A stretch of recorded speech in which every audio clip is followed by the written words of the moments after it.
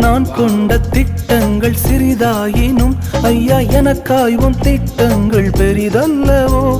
புழுதியில் இருந்து என்னை உயர்த்தினீரே, ராஜாக்களோடு அமர்த்தினீரே.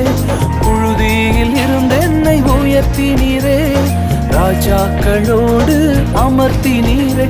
உந்தன் கிருபைகளை எண்ணி நான் பாடுவேன், உந்தன் மகிமைதனை தினம் நான் ருசிப்பேன். அல்லேலுயா அல்லேலுயா அல்லேலுயா அல்லேலுயா.